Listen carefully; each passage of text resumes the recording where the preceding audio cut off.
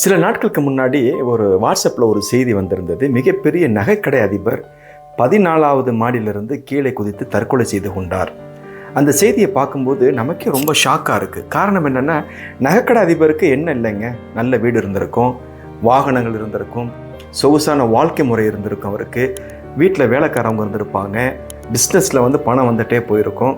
ஆனால் 14வது மாடியிலிருந்து குதித்து தற்கொலை பண்ணி கொள்ள வேண்டிய அவசியம் என்ன அப்படின்னா, வாழ்க்கையில் நிம்மதி இல்லை. ஏன் வாழ்க்கையில் நிம்மதி இல்லை? நிம்மதியான வாழ்க்கைக்கு வாழ்வதற்கு நமக்கு யாரும் சொல்லிக் கொடுக்கல. பணம் இருந்தால் நிம்மதி வந்துடும் அப்படிங்கிறாங்க. பணம் இருந்தால் நிம்மதி வந்துடுமா? நிச்சயமாக பணம் இருந்தால் நிம்மதி வராது. நிம்மதி எப்போ வரும்னா, நம்ம எப்போ இறைவன் சொல்கிற அடிப்படையில் வாழ்கிறோமோ அப்போது தான் நமக்கு நிம்மதி கிடைக்கும்.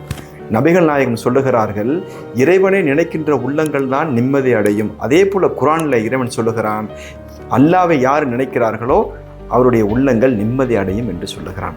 ஆக நம்மை படைத்த இறைவனை வணங்குகின்ற போது, அவன் நினைக்கின்ற போது, அவன் சொன்ன வாழ்வை முறையை வாழுகின்ற பொழுது நிச்சயமாக பணம் இருந்தாலும் பணம் இல்லாவிட்டாலும் ஏழ்மையிலும் வசதியான நிலையிலும் நம்மளால் நிம்மதியாக வாழ முடியும். அப்படிப்பட்ட ஒரு வாழ்க்கையை தாங்க நம்ம எல்லாரும் வாழணும். காரணம், இறைவன் நம்மளை வாழ்வதற்காக படைத்திருக்கிறான், இறந்து போவதற்காக படைக்கலை. நிச்சயமாக பிறப்பு இருப்பது போல் இறப்பும் ஒரு நாள் நம்மை சேரும். அப்பொழுது நம்ம போனால் போதும். அது வரைக்கும் இந்த வாழ்க்கையை இறைவன் சொன்ன அடிப்படையில் வாழ பழகிக்கொள்வோம். எல்லா புகழும் இறைவனுக்கே உரித்தாகட்டுமாக. அஸ்ஸலாமு அலைக்கும் வரஹ்மத்துல்லாஹி வபரகாத்துஹு.